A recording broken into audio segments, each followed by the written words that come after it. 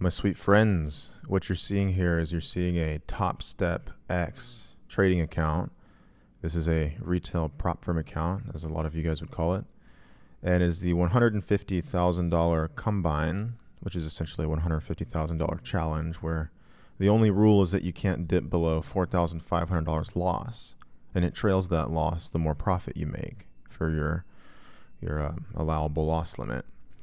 And there's a couple things I wanted to talk about here in this video to just kind of give you guys an update as to where my headspace is at with Forex trading and futures trading, which I've been experimenting with for the past month since I opened a TradeStation account with Personal Capital. A lot of my ideas towards certain prop firms now, and I do mean certain very specific, quote, retail prop firms. So I'm going to show this to you guys here in this video. If you have any questions about this, feel free to put it here in the Nick's Trades chat. That way we can actually have a conversation about it. If you put it here in the YouTube comments, it's just not the best place to be able to have a conversation about it. I mean, you can if you want, but if you're seeing this video, the only people this video is going out to is the people here in the Nick's Trades group. So put it here in trading chat. That way we can all have a discussion about it. And I'm happy to take feedback and take any type of information that you guys could have that could maybe help me take Mission FX in a direction that not only works for you guys, but that works for me as well. As you guys have known, I've really struggled with Forex trading this past year. I'm utterly convinced 100% of the reason is because of the broker I was using. And now that I'm no longer using that broker, and I'm not going to say any names here, I'm not going to say that it was Forex.com. I'm not going to say that it was the FIFO rule and anti-hedging laws and all sorts of other low leverage, low margin, and higher spreads and insanely high commissions, like $20 per standard lot. But it was the case that the past year of my trading, though I have had profitable months and a series of profitable months and then a series of losing months, things have gone more or less like a roller coaster ride that was never approved to have been allowed for the public to ride on it. And so while things have gone really good at times and I was convinced, okay, I have it now, there's just been other times where it hasn't gone good and things have been break even or losing, but I am down in net P&L in Forex trading for the first time in my trading career in the past 7 years, like 6.5, 7 years. And that really is saying something. It really is saying something that even me, who myself doesn't want to have to experience the reckless embarrassment of having a down year. Like, we're not talking about a down month or a down quarter. We're talking about an entire 12-month rolling period from June of 2024 to July of 2024 of me ending that period in a net loss. And that's really something that's hard for somebody with me to contend with. And what makes it 10 times harder is having to contend with that publicly and publicly accepting all of the repercussions that come with somebody that's in my situation, who's quite literally just selling a subscription service where people can follow all my trades, and having to deal with the fact that even though, despite my best efforts and best attempts, I've still been unable to largely make it work long term, outside of just some small win streaks and then losing streaks and break-even periods. So here's what I'm doing to remedy that. I have been experimenting with futures trading for the past month. This is actually one of the biggest things that a lot of people suggested on a YouTube video I made 2 weeks ago. Fortunately, I had beat them to the punch with futures trading. There's a couple reasons that futures trading is attractive to me, and I'm going to go into those right now. So the first thing, futures trading here in the United States is very heavily regulated, but it's not regulated in the way that Forex trading is. I'll give you an example. The tax implications of futures trading, if you go and look them up here in the United States, I'm a resident of Texas here in the USA, the tax implications are much, much less.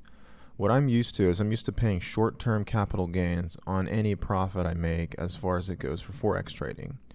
Crypto trading, provided I hold the assets or tokens for more than a year, and equities trading, provided that I'm just not selling my S&P 500 holding, which is 90% of my equities portfolio, and I'm not selling that every month and buying it again. I have long-term capital gains on those, but Forex trading effectively, I was in the highest tax bracket.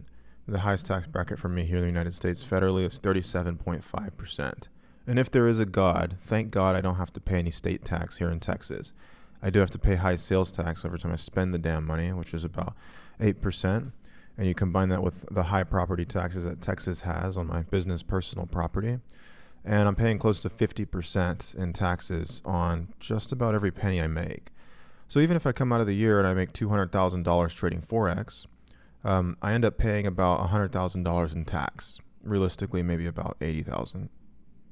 And for Mission FX, it's even worse. For every single sale I make at Mission FX, I keep about 30% of it. Now, why do I keep such a low percentage? I pay each of my team members 10% of our revenue. So let's say we do 50% in a month. Not 50%. Let's say we do $50,000 in a month. I will pay one of my employees, Stefan, $5,000, and I'll pay the other employee I have, Jiraj, $5,000. So now my P&L has gone down to $40,000. And then just because that's revenue, it doesn't mean that all that's profit. We also have overhead costs, and that's generally a couple $1,000s a month. This factors in having a Teachable account, being able to host everything on Kartra to have an email list, which is $1,000 a month. Being able to pay an insurance company for general liability insurance and professional liability insurance, which comes out to about $500 a month at the end of the year. And there's a bunch of other overhead fees, which essentially costs me a couple $1,000s a month. It kind of depends on the month, as weird as that sounds, but it's anywhere from $3,000 to $5,000 a month. Then on top of that, I'm required by the IRS to pay myself a salary. And so this further immiserates the already huge the already huge sort of like cost that I have. And what this means is that after everything, I'm essentially left with about 35% of every penny I make. So even if we have a crazy month where I make like $100,000 in a month, after paying each of my team $10,000, I'm left with $80K. After cost, it's $75K. And then half of $75K is whatever that comes out to be, which is like about $37K for me. And honestly, the tax is actually more than that. It's about 62% when you factor in the fact that I have to pay sales tax just to spend the freaking money. So I actually keep even less than 50% of what I make in profit at the end of that. With futures trading, a lot of it's taxed at a long-term capital gain, and only a certain percentage of it, that is smaller than 50%, is taxed at short-term capital gain. What I'm trying to illustrate here is that futures trading at scale seems to be something that is far more likely to result in lower tax implications for me, which is beautiful because I'm used to paying very, very, very high short-term capital gains tax on any of the Forex profits that I make.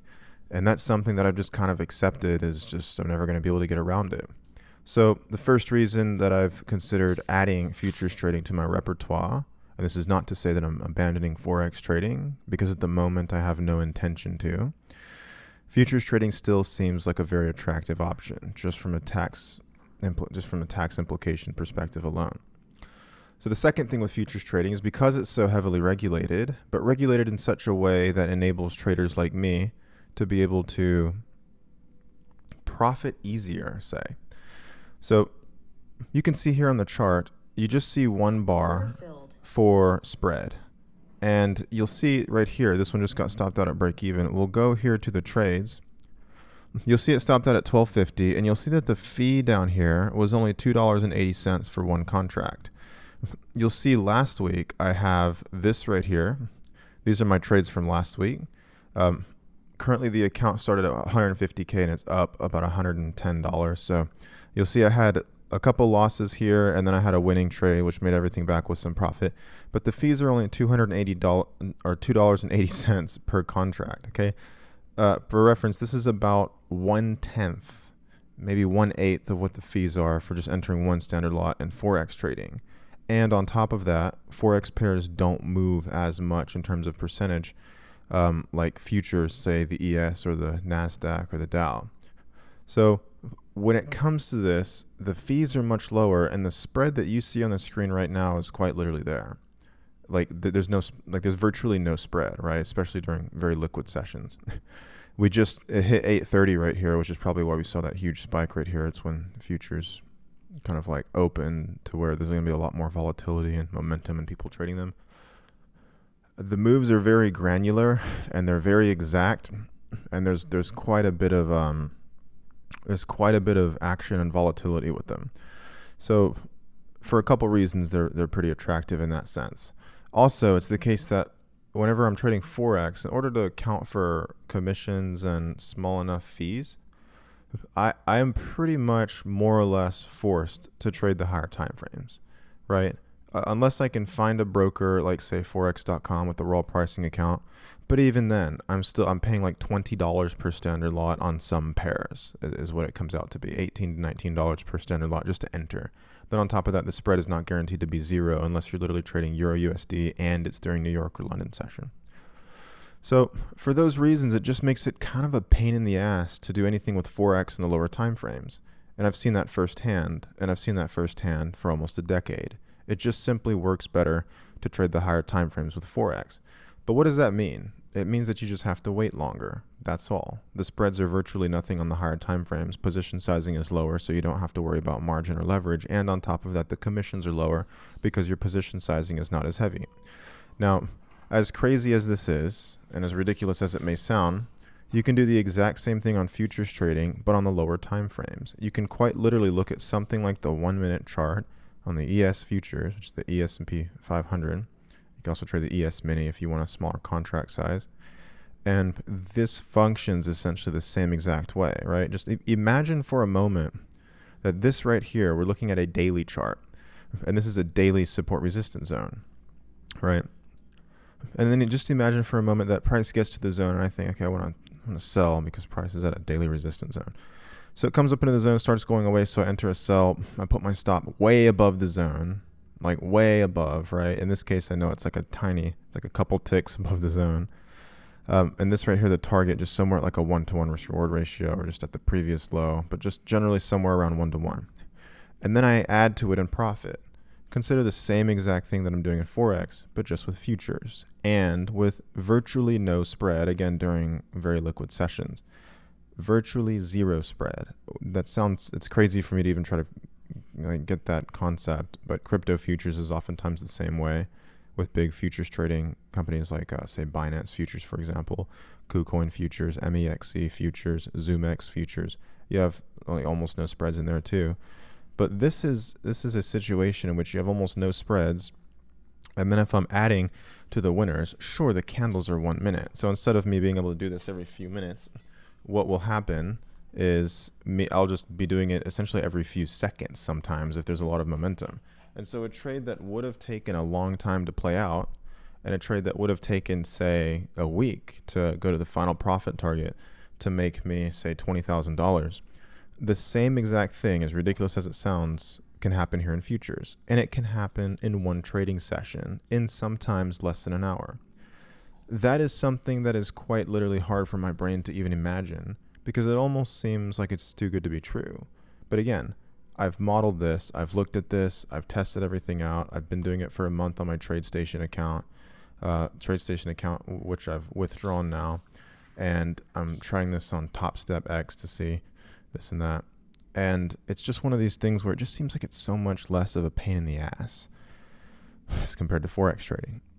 So another thing I've also noticed, and this is the final thing when it comes to futures, is that it just seems to me subjectively in my delusional brain, and I do classify myself as delusional, it just seems to be the case that futures tend to respect concepts like support and resistance more.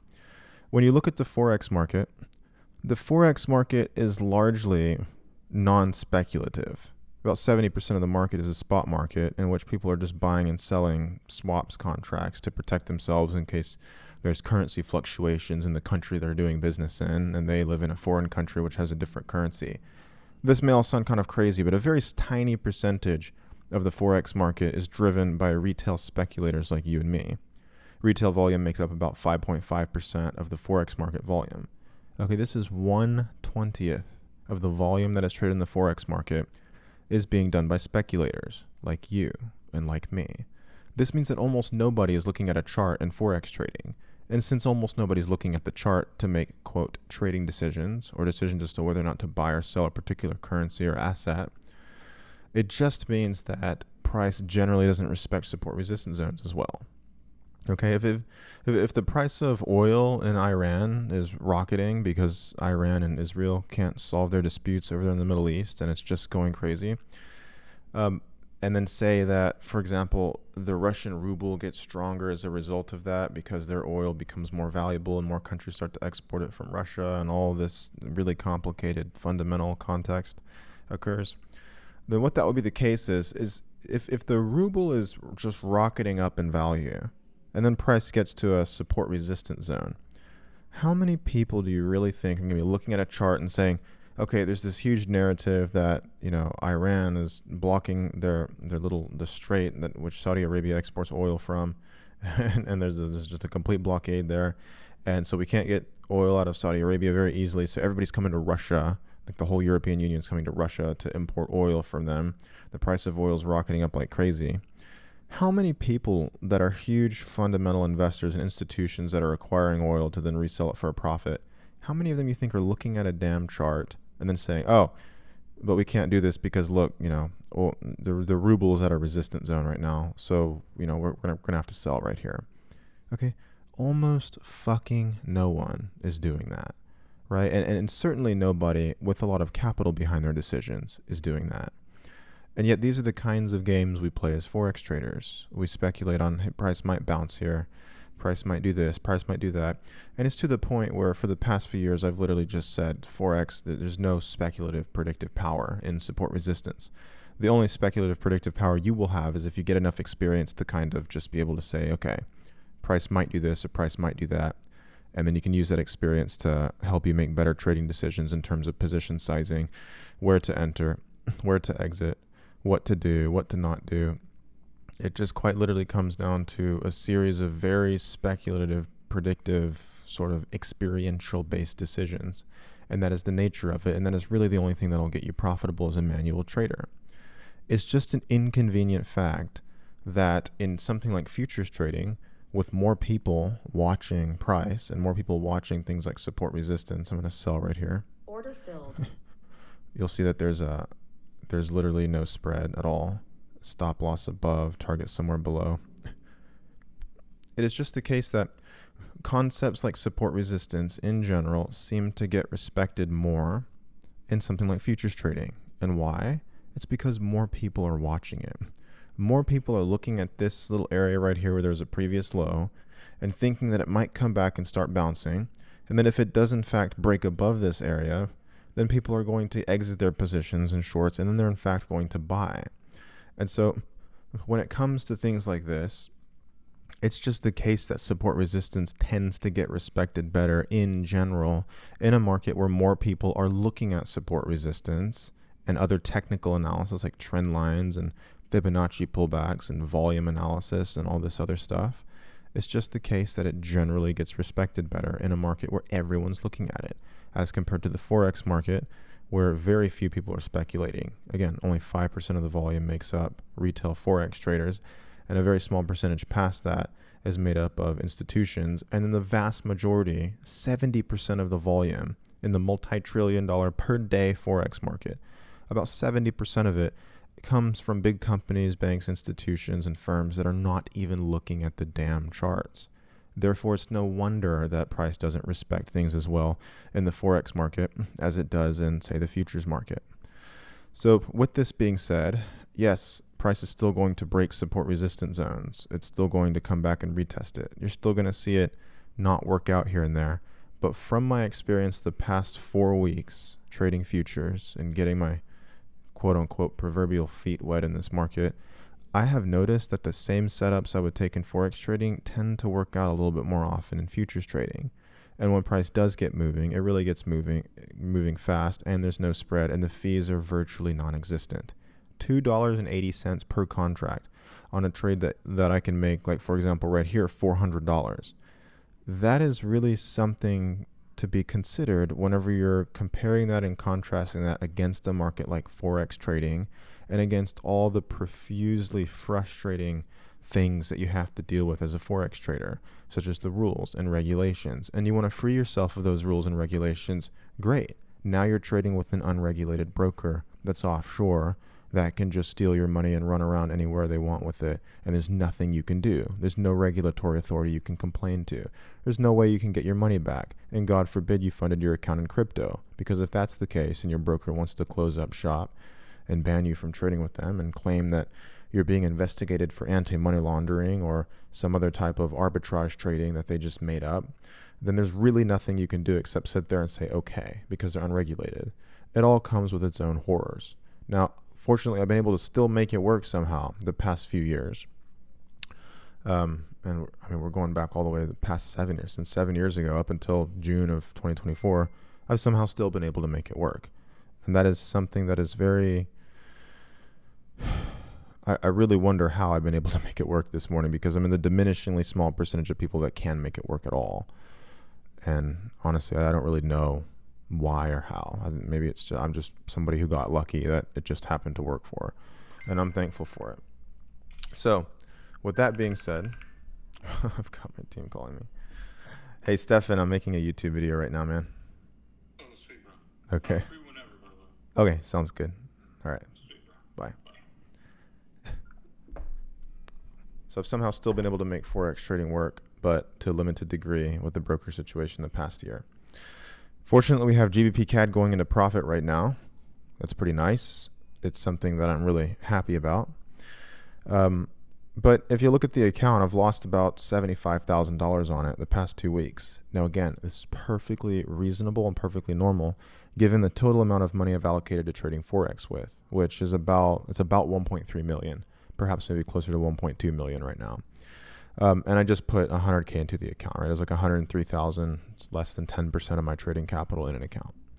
And so with that, it's very important to realize that when trading this way, if I'm real selective with trading opportunities like I was doing at the beginning of the year last year, and provided that I have the margin, which you'll see even with 20 lots, I'm only using up 5K of margin, right? I could enter, with the current equity, I could enter close to 100 standard lots before I would then begin running out of margin. It just works better with brokers which have an account. Say, for example, this is 1 to 500 leverage, where you could just add, and then you can quickly make a ton of profit real quick, right? Because there's been accounts where in 3 weeks I've doubled the account, right? This happened in 2022 in the summer. I took an account from $50,000 to $100,000 in 3 weeks. And then I did it again in 2 months in the group that I had at that time, which was effectively just like the Nix Trades group, but it was called the MFX Close Friends group, because I originally started on Instagram, then I moved to Telegram, and then we moved here into Discord, where we've stayed ever since. And I was able to do that, and that was great. It was good, and it worked really fine. And I would blow accounts here and there, but largely everything was profitable for the past few years doing it that way.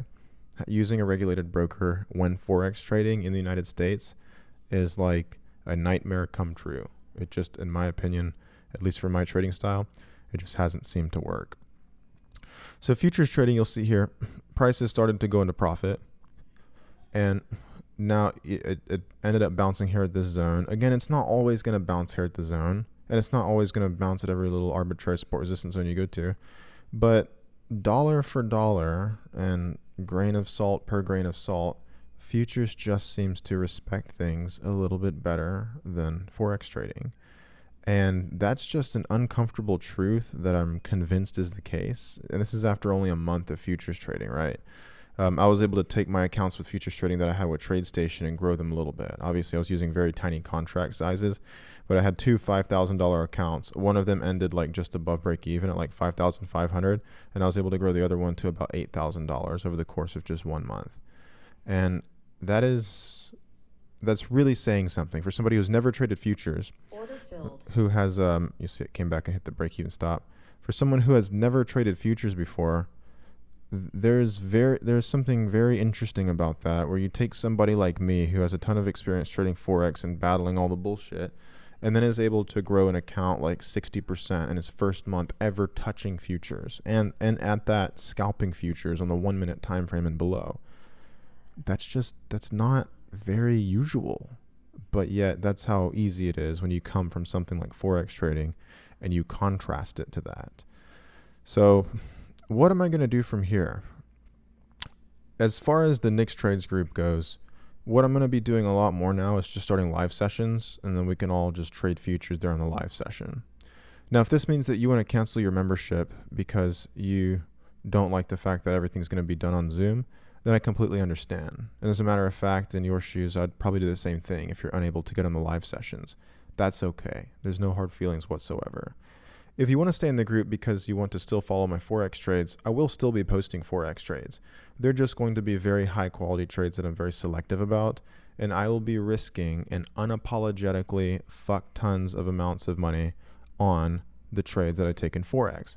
They're just going to be very intermittent, and they're just going to be trades that I just wait and wait and wait until it's literally a painfully good opportunity that's so good that I would feel silly for not taking it. And then I'm just going to risk a lot of money on those. What you will likely see is that there will only be a couple trades per month in Forex trading, but they will be more high quality, and it won't really require a lot of babysitting. Now, would that justify your monthly subscription? I don't know. It depends on the amount of capital you have, and it depends on what you're trying to get out of your subscription here at Mission FX Nix Trades. If you want a group where you can hang out with me on a live session and ask me as many questions as you want on live sessions and in the trading chat, literally every day if you want, for only $250 a month, that's practically free. It really should be a lot more, but I've kept it at the same price because of the ups and downs of my trading and the entire saga of me trying to desperately get something like Forex.com to work with my trading approach.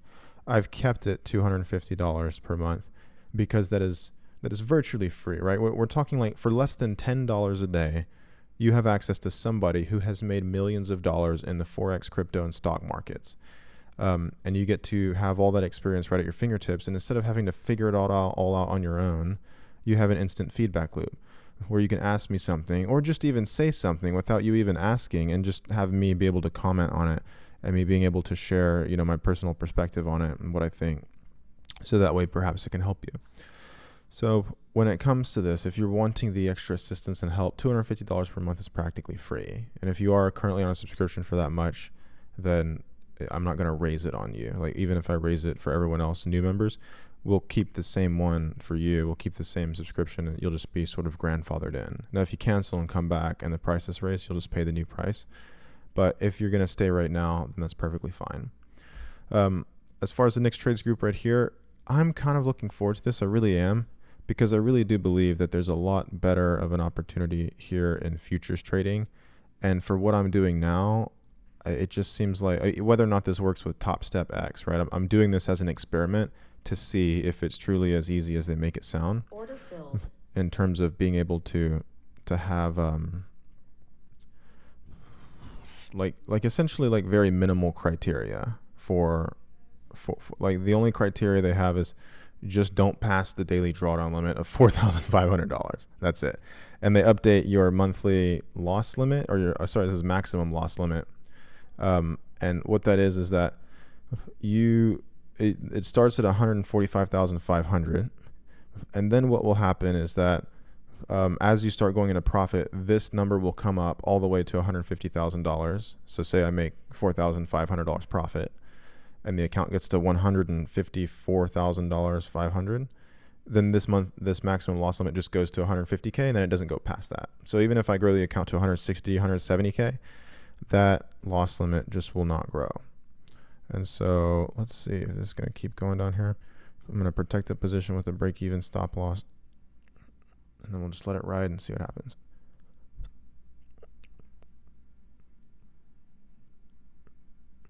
Okay, so that's just about everything I can think of. I'm excited to see where things go here with Mission FX Nix Trades because it's been something I was sort of like losing excitement about because I'm used to having like, I have losing months and stuff here and there, but I was like completely losing touch with like my normal trading, and that felt very profoundly weird. It's quite difficult to put into words to try to capture all the nuance for how I actually felt during that period. I mean, this is like taking me when I was doing very well and thriving and doing amazing, and then somebody comes in the room and says, no, you're not allowed to do that, and then handcuffs me and sits me down and says, okay, now trade profitably, with my hands handcuffed and with me sitting in what is essentially a prison cell when it comes to trading with Forex.com. And I'm not exaggerating that. That's literally what it felt like. So I don't really have any other way to contend with stuff like that aside from the fact that like I'm happy with where things are going now, and I'm happy with the fact that I'm at least addressing this and doing something about it instead of just hoping and praying that Forex trading is going to work with a regulated broker, because at least for my trading approach, it's not. I risk higher dollar amounts per trade, and I'm used to that and I'm comfortable with that. And that's the way I normally trade, and everything about that functions perfectly normal for me. And the fact that it was not working is just something I have to kind of accept, and that's okay, because perhaps it will allow for something better to occur. This looks like it's going to... So this one hit break even again. But you'll see all the trades I've taken today, like the P&L was essentially just break even for all of them. I'm actually up on the day like $30, but I'd consider that break even. But whenever price does really start moving, it starts moving relatively quickly, and you can quickly have huge moves occur. Like this was the open that you guys saw that threw out my buy position at break even. And when price does get moving, it starts moving really, really fast. And then whenever you do win, it's like a nice win. And since there's virtually no spread, if it starts going into a little bit of profit, you just move the stop to break even. And then you just let it run. And it's so, even if you're using the 5-second chart, like you have so much granularity and texture here on the lower time frames with futures.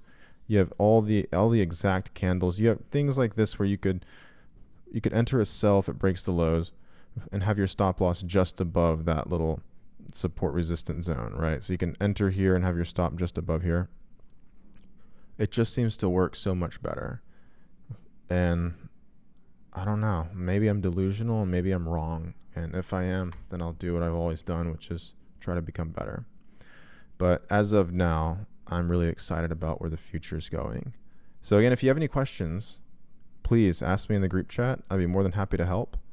And I hope that this video makes sense of things in a way that really actually hits the nail on the head, so that way you understand, at least for the most part, why things have been going the way they're going and why I'm making these changes to solve those issues, so that way things can go positive in the future. For those of you who have been here for quite some time, you will never know how much I appreciate your support. This has been such a shitty year, especially almost feeling that I was dying of anxiety and panic attacks and going to the ER 4 times back in January. It has been a year that has really challenged my sanity. Order filled. And I mean, I don't wish it upon anybody what I've had to go through this past year. Just psychologically, it's been a huge pain in the ass. A huge part of that was trading not going well. And me wondering, like, okay, what the fuck is going on? Why does nothing seem to be working? Why is it so hard to trade with this regulated broker? There was some family issues and stuff going on. But all I'm saying is that for everything I've gone through this year, those of you who have just still continued to cheer for me from the sidelines, like, you will never know how much that means to me.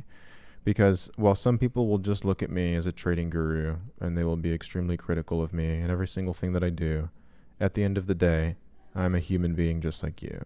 I'm a person who has feelings, who has emotions, who has insecurities, who makes mistakes, who is literally honest to God trying their best, just like you.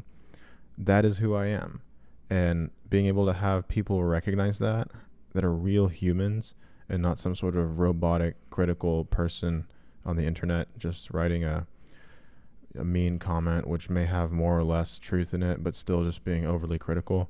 To have people like you that are still supportive and still positive, that really does mean a lot. There's really something to be said about all that. And so with that being said, I will end this YouTube video now. Ask me any questions if you have them. I appreciate you listening. And for those of you who are going to stay clients, I'm very happy about that, because I really believe things are really going to be going in a positive direction now that I've made these core changes, and that I really believe it's going to work given all the things that I've discussed here in this video and told you about. So with that being said, I'll see you in the next one, and cheers, my friends.